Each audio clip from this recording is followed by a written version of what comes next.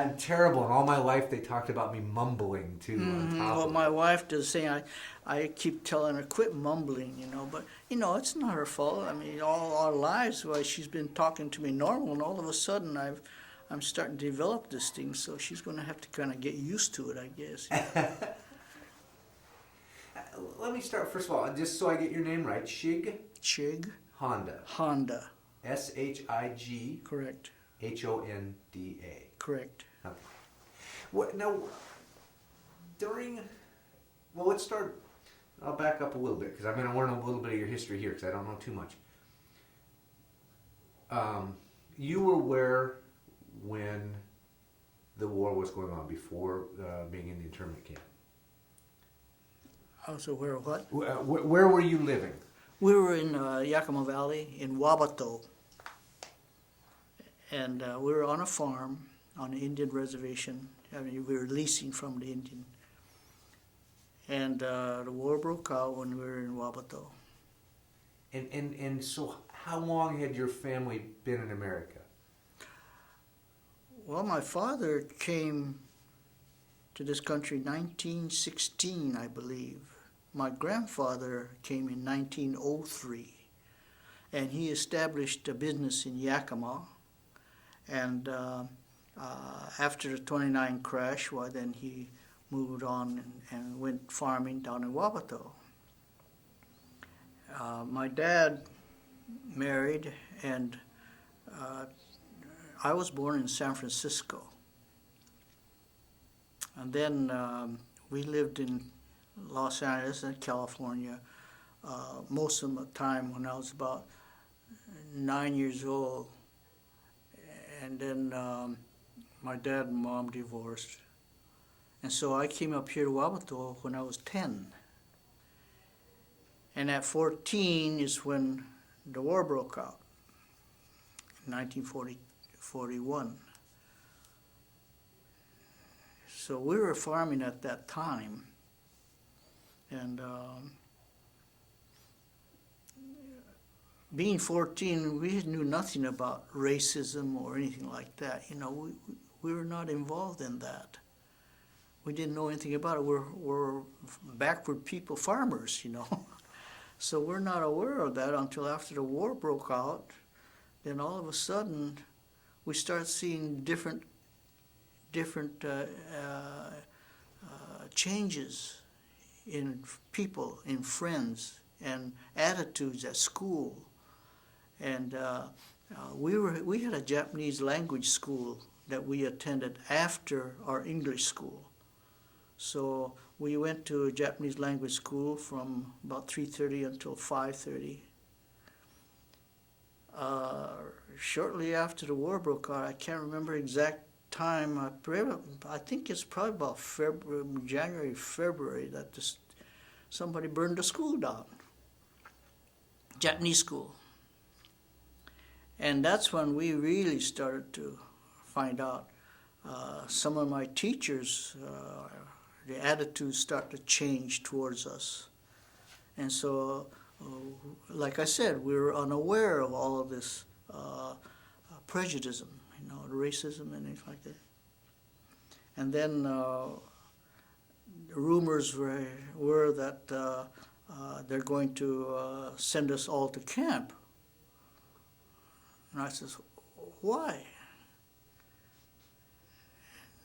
Nobody had an answer, All we knew that in February, my uncle came back. Of course, at that time, I didn't even know where Pearl Harbor was. In fact, I don't think a lot of people knew where Pearl Harbor was. They didn't. So December 7th, when we heard that, I'm going to back up a little bit. We were in Spokane at my aunt's brother's wedding, married on December 7th. And that night at the reception, I think it was at the Ridpath Hotel. I'm not sure on that. But anyway, by about 10 o'clock, when the reception was concluding, we couldn't go home. The FBI surrounded the entire hotel, and we were being detained. at the hotel. So we were finally allowed to leave at 1 o'clock. And I'm still unaware of, I know that Japan had attacked us. Again, I don't know where Pearl Harbor was. But then going forward in February of 42 is when Executive Order 9066 was signed. And that gave the authority, the Army, to designate certain areas of the West Coast to evacuate foreign nationals. But they didn't actually say Japanese. In fact, there's another executive order in March 9106, I believe, that established the Wartime Relocation Authority, which was administered by the Army Command, and General DeWitt was leader of that. And he is the one that designated that all Japanese persons of Japanese national be evacuated from the West Coast at these designated spots. Well, we're still not sure what's going to happen, but in March my uncle came back from town and he says, well, looks like we're going to have to leave, And so we still didn't know where. All we knew is we had to pack, and pack only the things we can carry, clothes in suitcases, and all contraband, anything metal, bicycles, cameras, of course, guns, were all contraband, so they're all confiscated. Did they come to your house and confiscate them, or you were supposed to turn them in? Or? You know something? I really don't know whether we took them over to the certain place. I'm pretty sure we took them over in trucks, but I don't remember that. Because you're just a young boy. I was 14. Yeah. And unlike today's 14, 15, we were just, really ignorant about a lot of things, So all I know is our radios and everything we had to transport. But of course, when we were on a farm, we had this home, and we built the house, and we dug our well. And in right around February, March, April, they finally found an Italian family that was to come over, and he's going to take over the lease. So that came about, and about April, the peas and beans were starting to come out, so I still worked on the farm, 50 cents a day.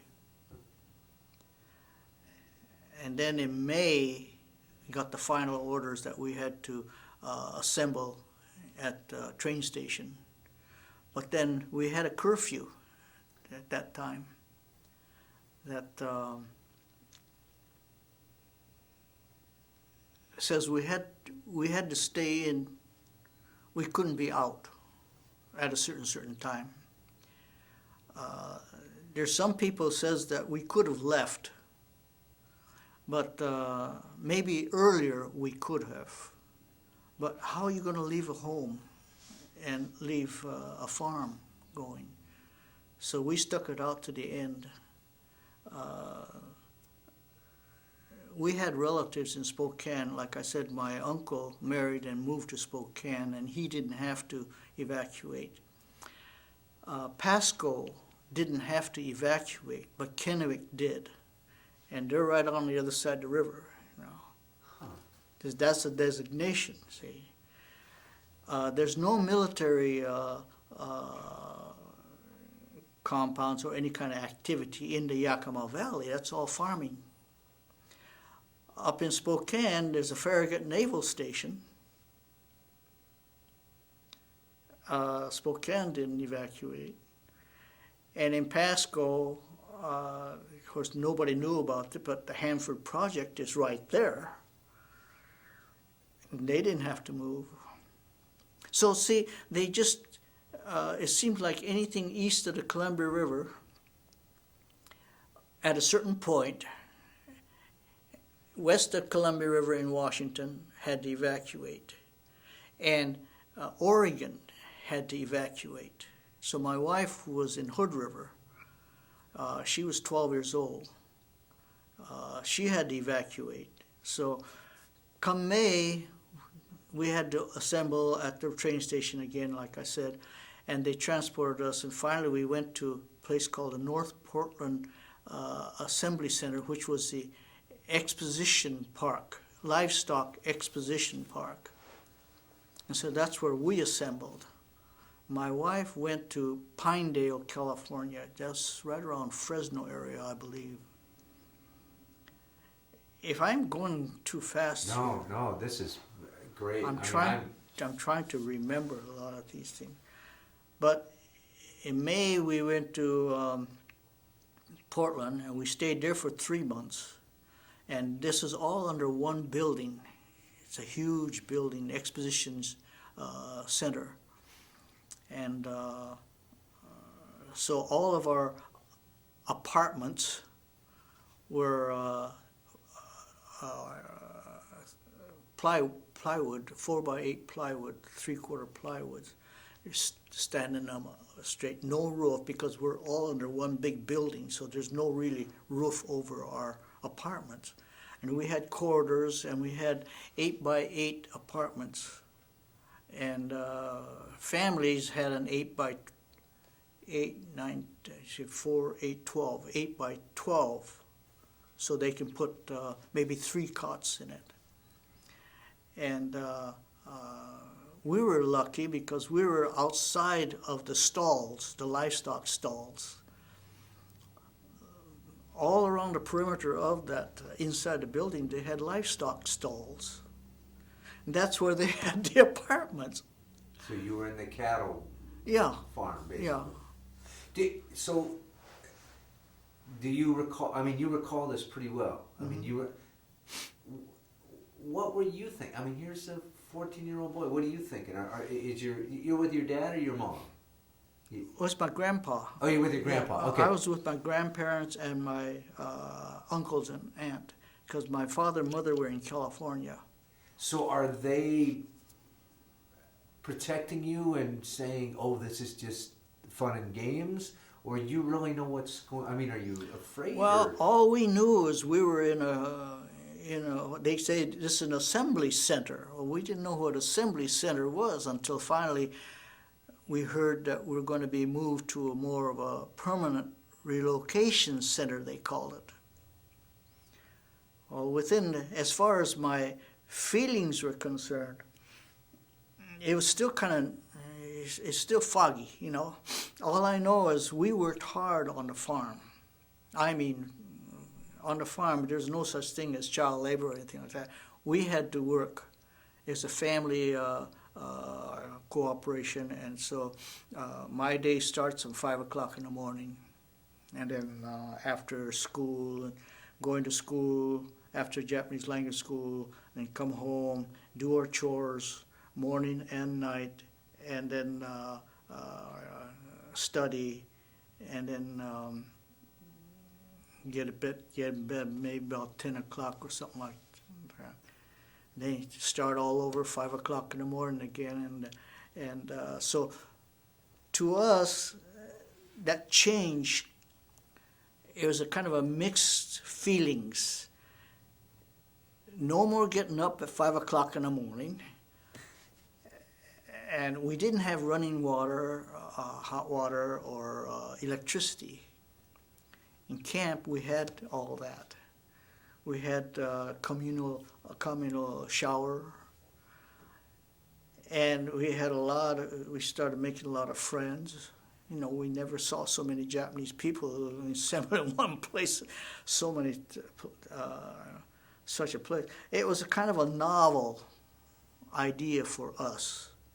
But still, the fact remains, all four corners of this camp, they had these guard nests, with big 50 caliber machine guns. And so we still think it's a novelty anyway. At that time, we were told that we were being sent here so that we were being protected by the white community. So our question at that time was, why are the guns pointed at us? It didn't make any sense. So anyway, we stayed there in North Portland for 3 months. I believe that there was about 16 assembly centers that was built all around the United States. And like I said, my wife went to Pinedale. My dad went to Pomona Fairgrounds. And I believe up here in Puyallup, there's a Harmony, Camp Harmony they called it. People in Seattle went there. And we were pretty much divided, although family wasn't divided. At first, in the beginning, right after Pearl Harbor, all the leaders of the community, the fathers and grandfathers who were considered leaders of the activities, a lot of them were rounded up and taken to prisons as wartime.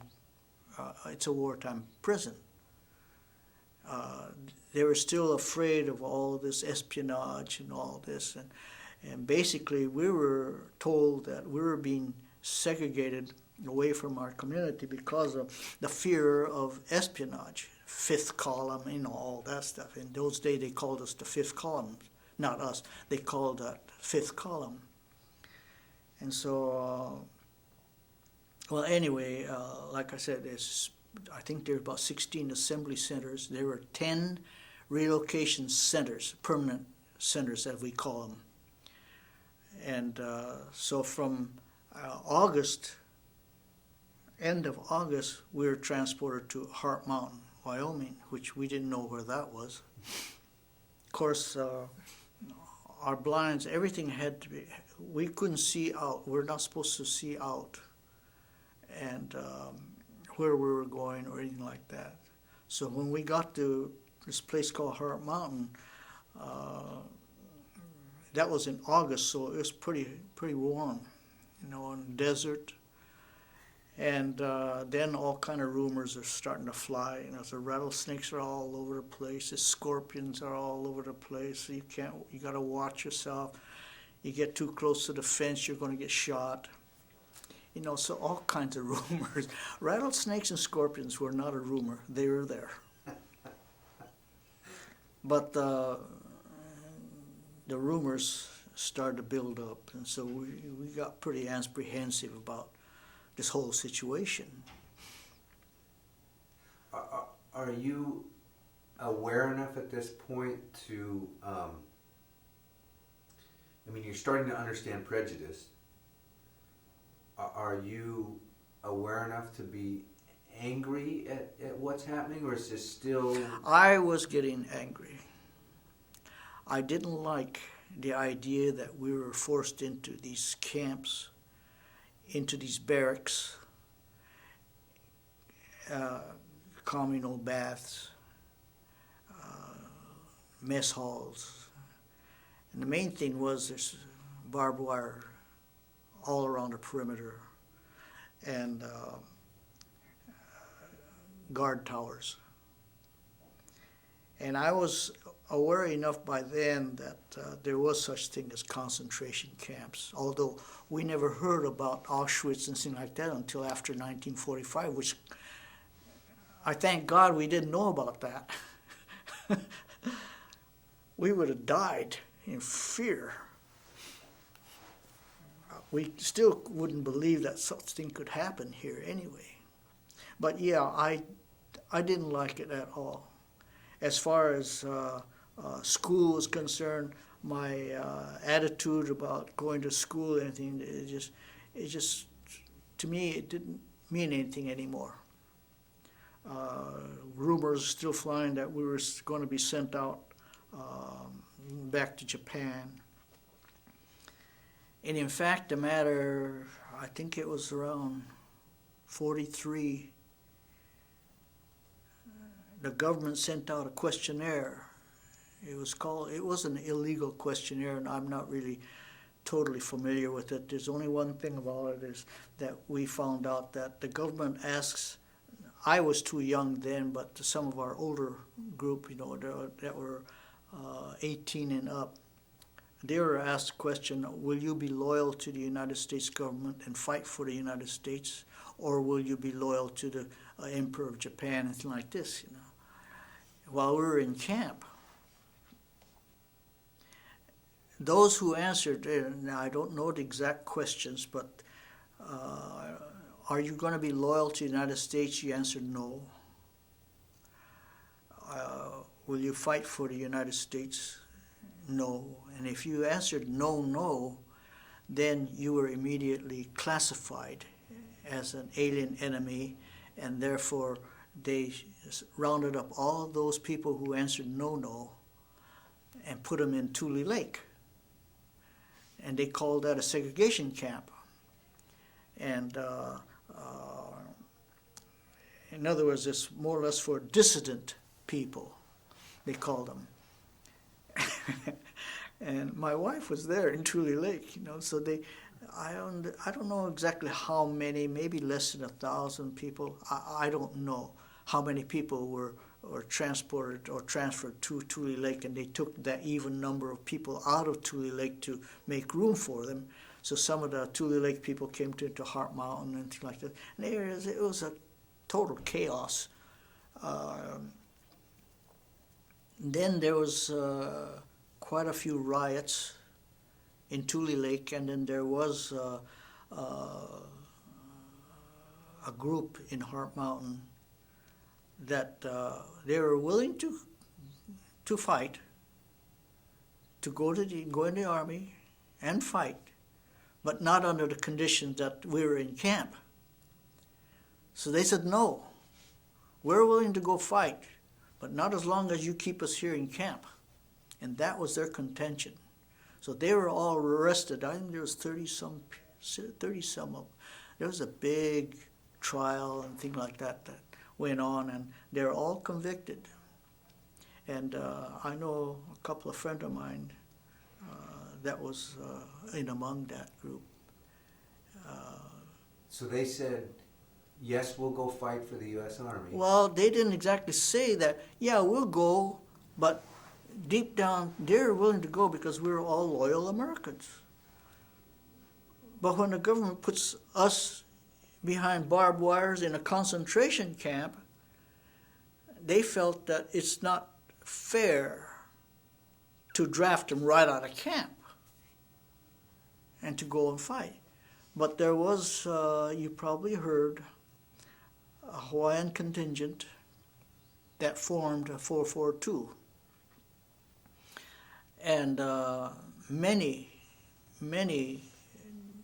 Nisei joined the 442 right out of camp.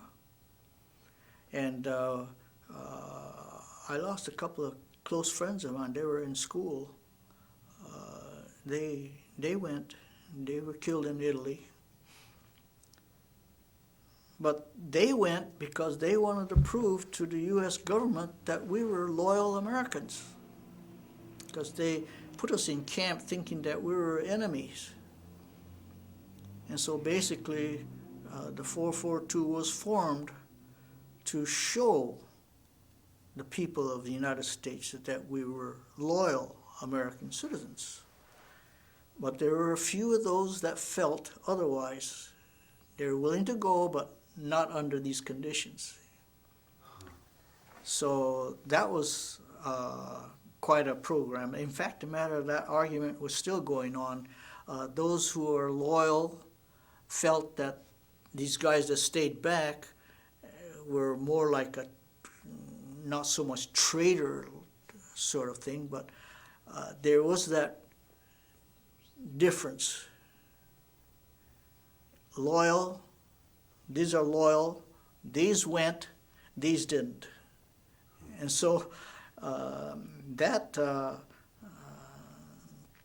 argument, or not argument, but that issue is still ongoing yet, even though it's been resolved, because all those who were released, and Justice Department says that they were unfairly imprisoned. And so, and in other camps there were riots. Now there's another factor they call kibes. There's another, there's Issei's, which are fathers and grandfathers, born in Japan. Nisei's, us, were born here. Kibes were born here but raised in Japan. Okay, so in a kind of a, well, in a way, the Niseis and the Kibes just didn't quite make it, see eye to eye, because the Kibes felt that they were loyal to the Japanese. So, but they've always called us traitors, Traitors to Japan. Japan. They felt that they were Japanese. They weren't. They were born here.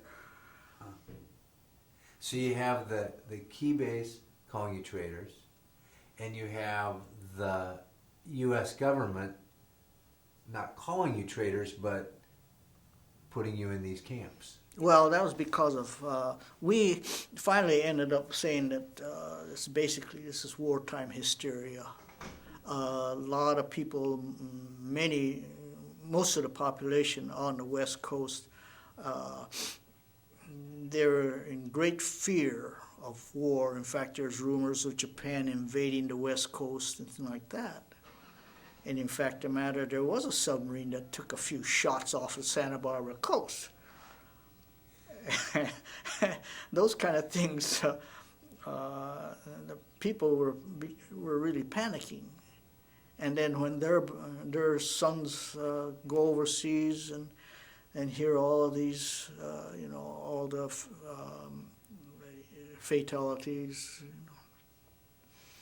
of course, naturally, they're going to look at us Japs as enemies. And so we had to kind of roll with it. So in 1944, is there any questions? Well, that had to be hard. I mean, I can't imagine that, because here, your neighbors, you worked hard, you're a person, and the war starts, and like you said, your teachers changed their attitude towards you. Yeah, in fact, did they have a Kleenex? Yeah, let me get you one in just a sec. Where were we? Talking about the change, the fact that here were these people that were your neighbors and friends, and all of a sudden you get your education on prejudice, teachers changing their attitude. That must have been a... Yeah, like I said, even some of our teachers changed. Not all, but some of them. In fact, the matter, I was kicked out of school just by walking over a chair.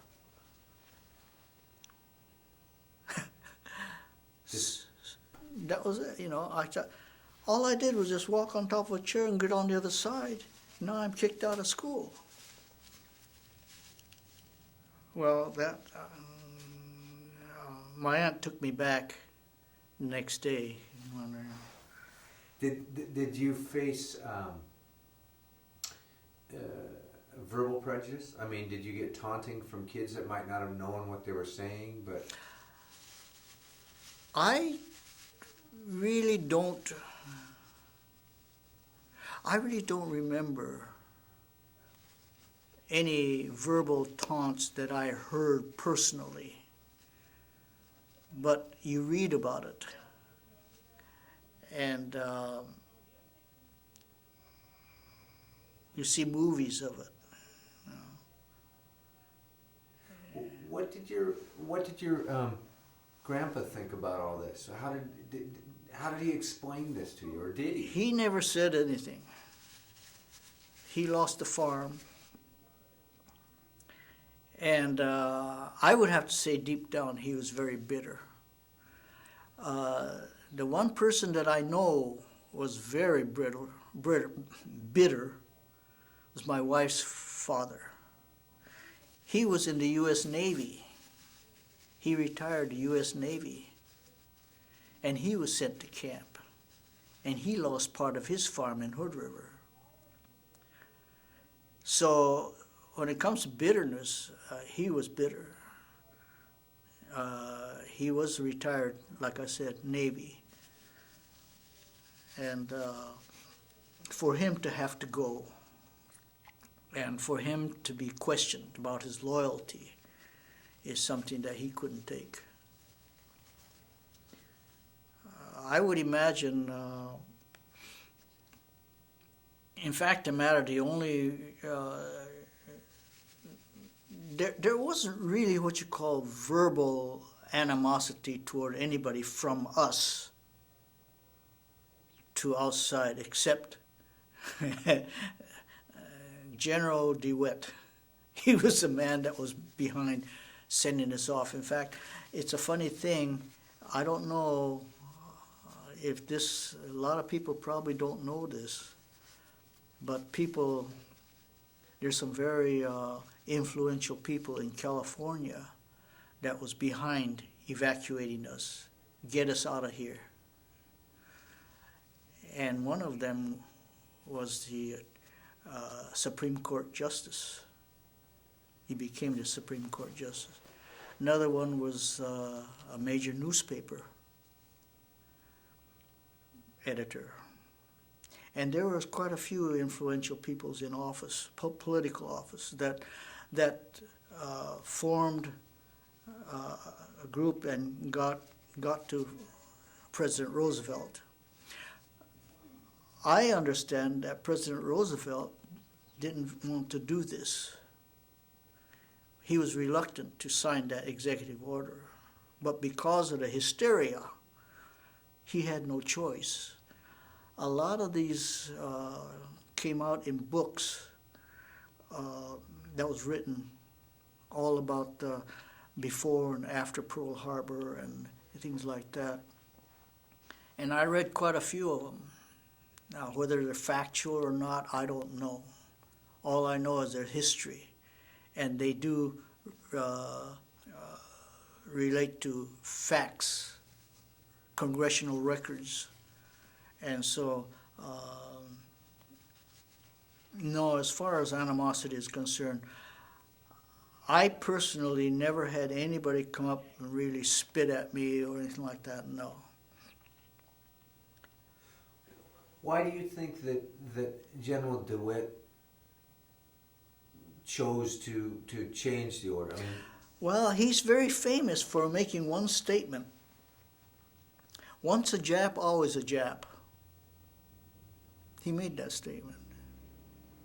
And so we were pretty much knowing that he's the commander of the Western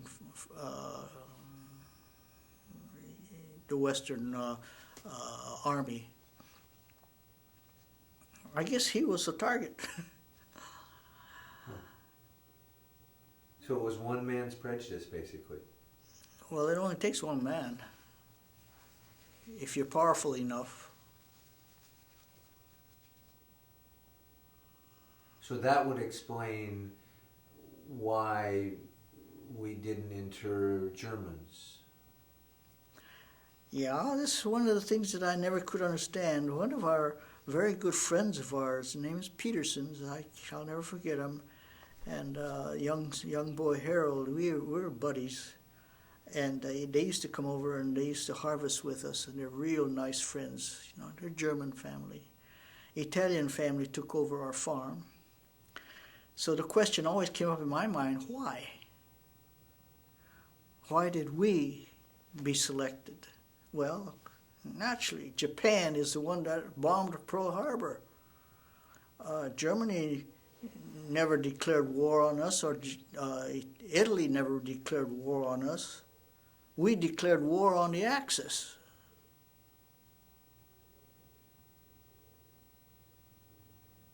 But there's a lot of little things that I don't know about, you know.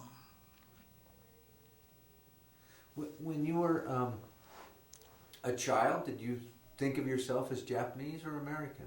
I've always been an American. That's what I thought. Yeah, I went to Japanese school. I learned the Japanese language, and at that time I was very influential in, fluent, I should say, in the language. I could read and write and speak. So right after I became 18, I volunteered to go to the military intelligence language school in Presidio because I was fluent.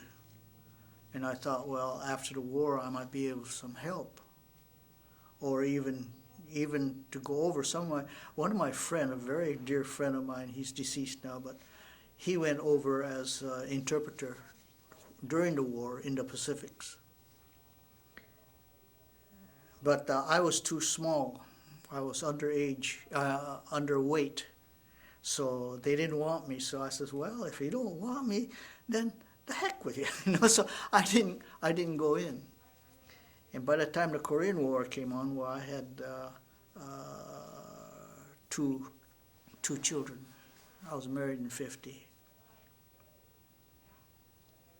So one of the things I keep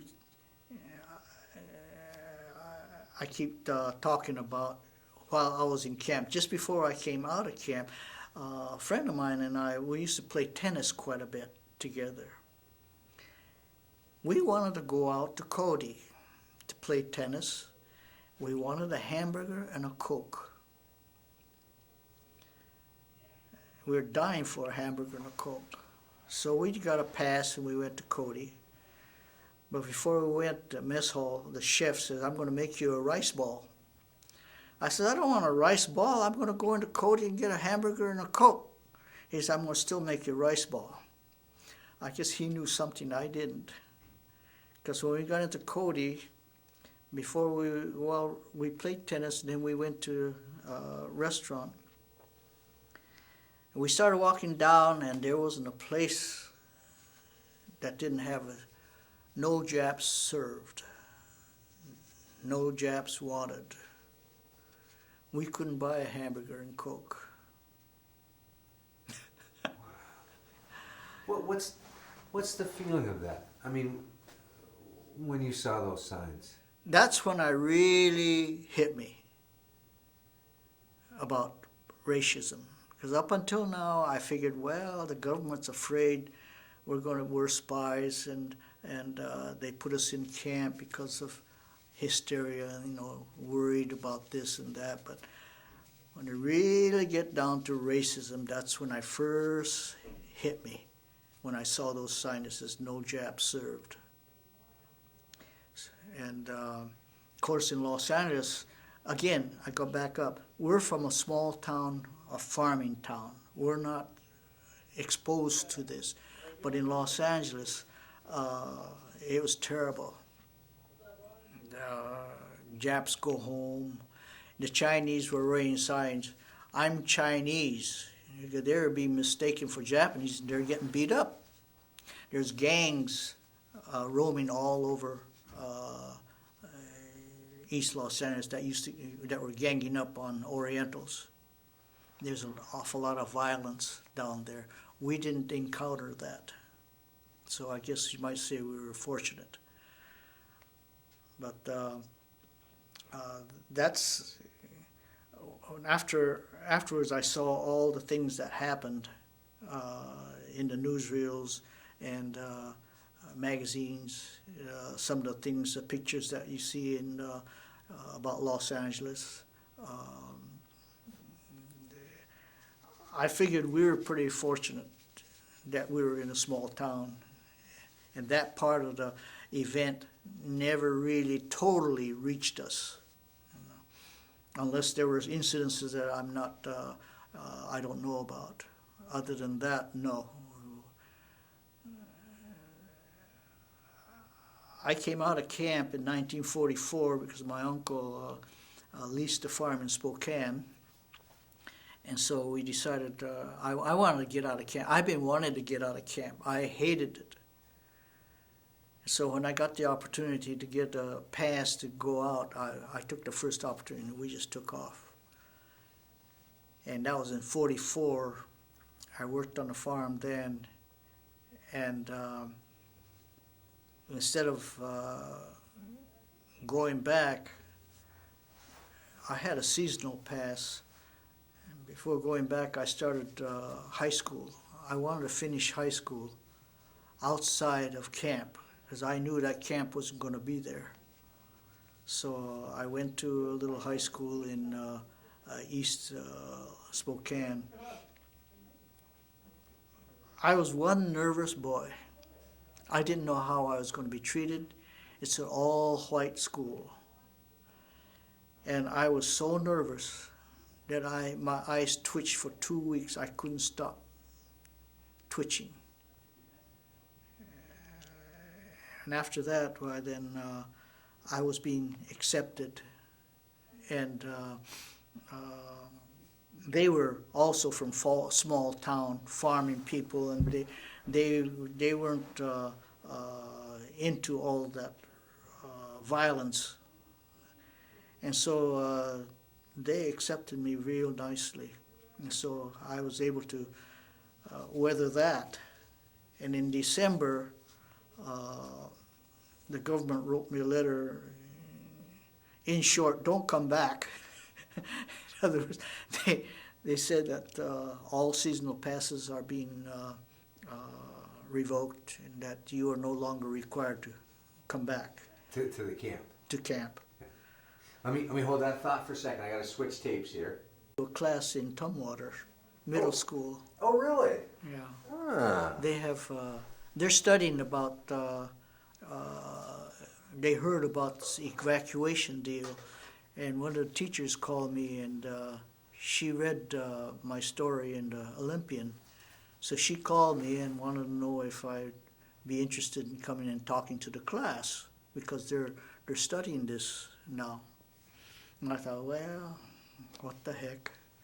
It's invaluable because, I've read about it before, but to really try to get in and to understand the different perspectives is mind-boggling. I mean, as I said, I come from a German heritage, so why, if I were in your shoes, why should it have been any different for me? Why didn't they say, once a crowd, always a crowd? They didn't say that. Well, Japan was the only one that bombed the United States. They attacked the United States. Not the Germans and Italians. They didn't know what they were doing anyway. Really, they just followed, So, thinking back now, I think that's the logical reason. German and Italians, they were pretty much melted in with the white community. We were not. We're Asians. And so it's very hard for the people at that time to understand that we are American citizens. And as far as Constitution is concerned, I don't think too many people understood the Constitution. Still don't. So. So when you got to Spokane, they sent you a card and said, go ahead and stay, don't bother coming back to... Yeah, by that time they started to relax all the rules. And they, in fact, I think they were under orders to do whatever is possible to close the camps. And so they started to push us out. And November, they gave everybody a deadline to vacate the camp by November. of 45. The war ended in August. The war with Japan was ended in August. I think it was June, wasn't it? Was Europe? Yes. And so by then, the war is over. Why have a concentration camp? In fact, the matter, by then, the wires, they were still there, but the guard tower was just about empty anyway. Everybody threw rocks at it and broke all the windows. And by November, everybody had to leave, whether they wanted to or not. And there will be transportation in all parts of the country. You decide where you want to go, and each of us was given $25 to vacate. That was it. Yeah. $25. Yeah, I got $25 to stay out of camp, and so everybody was given $25. What I understand, okay.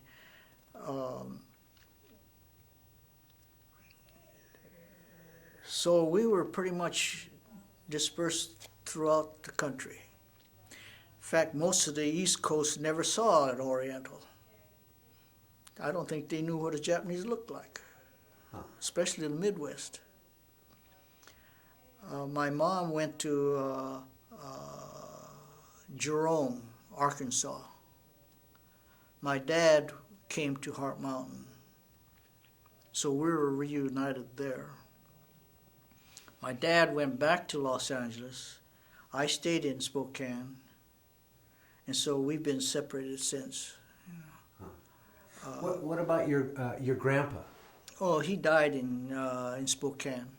He was 89 years old. So what happened when he left the camp, though? They stayed back. And so my uncle, but when we heard that they had to come back, they decided they're going to come to Spokane because that's where all the relatives were.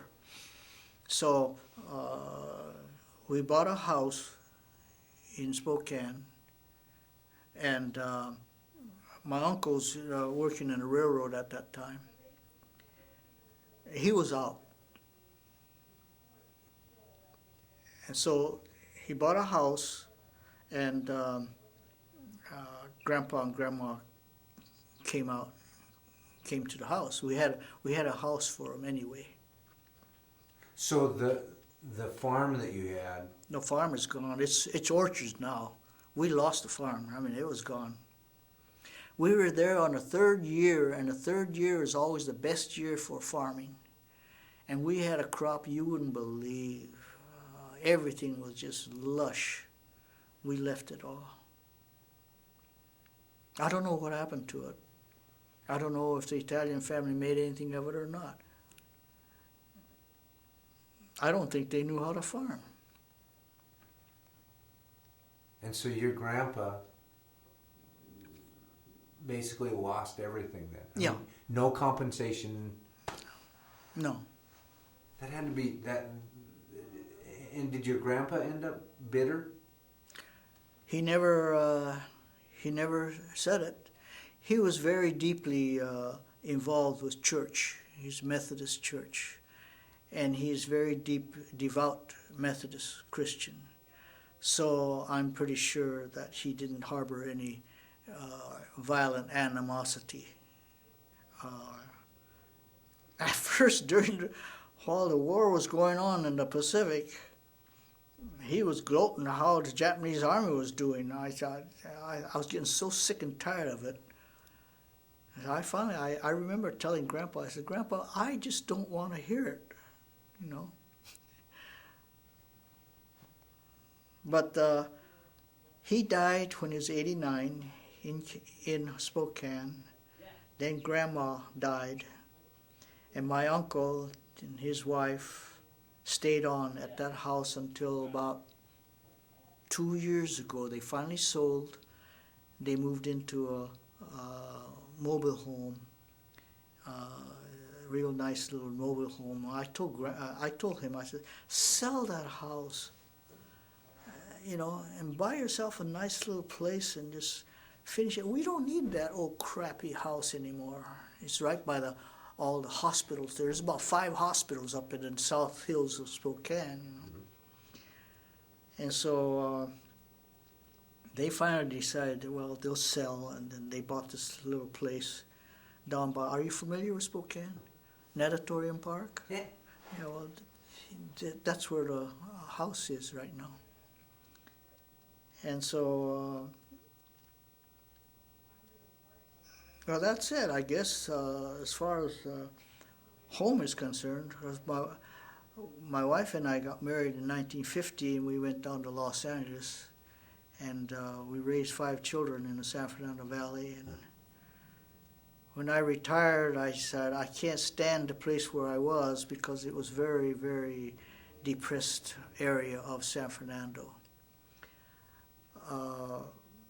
You've heard of South Central? Pacoima is another place. And we were right in the middle of Pacoima, and I said, no, we can't stand this place. My children have been telling us, get out of there, you know. So I told my wife, you know what? I want to get out of California and come up here. 2 reasons, clean air and clean water. That's it. Dude. So my kid says, well, we want you to move, but we didn't expect you to get out of the state. Well, the 3rd reason, we want to get away from you guys, you know. We have 6 grandchildren. Oh, wow. They're getting to be college age now. Do you hold any animosity for what happened during World War II? No. That's history. That's yesterday. I don't look at yesterday. I don't look at tomorrow. I look at today. And that's how we live. And we, as far as our children are concerned, they never went to Japanese school. They do not understand Japanese. We wanted them to grow up strictly American. No accent, no nothing. And so I studied very hard to get rid of any accent out of my speech. And I'm only a high school graduate. I didn't go to college. And my kids are all successful. Did you not want them to study Japanese? If they wanted to, they can study on their own. I told them, your life is here. My son is, he's very deeply involved in a lot of political aspects. He's a general contractor. He's also into a small part of import and export. So he's, in fact, at the end of this month, he's going back to China. He's been back to China, back and forth for 2 or 3 times now. Russia. He's traveling all over. And I figured, well, that's education enough, you know.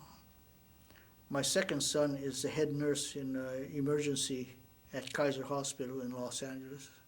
Wow. My other son is a lay minister, and he's musical.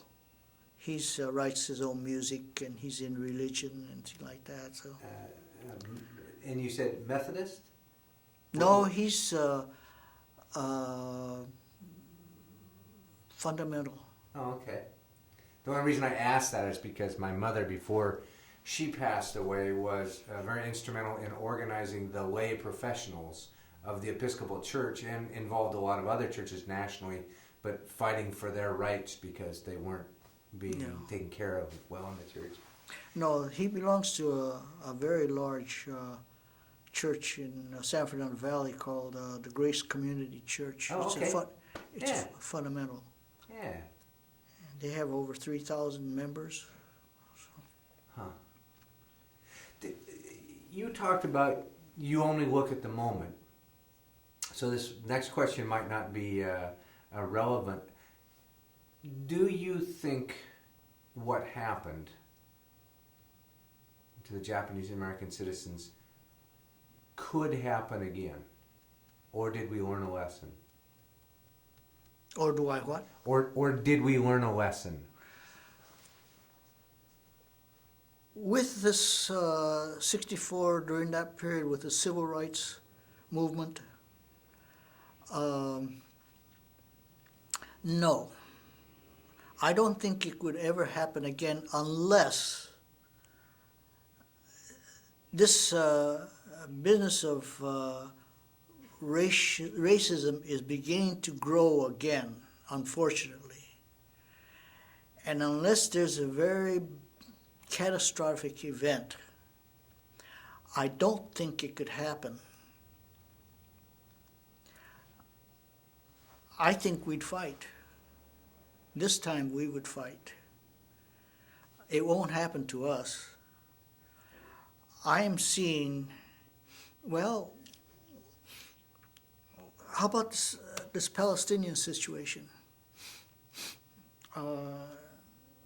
This could escalate. There are Palestinian communities that are really beginning to demonstrate now, which I think is wrong. If they're here, they abide by our rules. If they want to demonstrate, go home. That would be the same with me. If I wanted to demonstrate and didn't like what was happening, let's go home and demonstrate there, not here. But as long as they're here, I think they should abide by our rules. And so again, no, I can't see America developing a concentration camp unless we want to develop a permanent concentration camp for the growing criminal population, because we're being overrun. But no, as a civilian, something like that, I cannot see it happening again. What's happened in Europe, those concentration camps, horrible. No, I can't see that happening here. But again, I say 99% it won't happen. But you never know what that 1% can do, you know. Do you think there's a message from this for the future generations? Your great-grandchildren and great-great-grandchildren? Well, during our last reunion, our title was Reunion 7, The Next Generation. So what we're trying to do now is to get the next generation involved. However, that's going to be a little bit difficult because the next generation, intermarriage is pretty much the thing. And in fact, once in a while I hear a Japanese marrying a Japanese, but that's rare. Huh. So today, with the next generation, whether it's the third or fourth generation, I think our race would be so assimilated, you know, that I doubt if there's going to be enough interest to continue this program, trying to revive. In fact, the matter really, I don't want to revive it as much as I just want nobody to forget it. That would be the thing that would be important to us. So there are probably, the next generation, there might be enough to start another program to keep this going, like the Heart Mountain Wyoming Council. They're trying to keep that going by trying to develop a museum type of a thing. And I told one of the leaders, I says, look, it's very noble and it's very nice of you people to want to do this, to carry on remembrance of this. This is all fine. But you know, as a generation goes, we've got to forget. maybe that might be the wrong thing, is to forget. We should not forget. But at least it's there, you know. And I told them, let's not go overboard and bring up all this business. I don't want to revive the emotions. You know. So basically, I guess that's how I feel about it. So what happened back then 50-some years ago is something that happened, and it's something that we can't undo. People who were responsible are all dead. So who are we going to do? I'm just hoping that what's bothering me now is that racism is beginning to grow and not subside. I see it, I read about it, and in fact, the matter in some small way, sometimes I feel it. So that's basically how I feel. So I tell my wife, I don't want to know what happened yesterday, and I don't want to know what's going to happen tomorrow. Today is the most important. So that's basically what it is. Questions?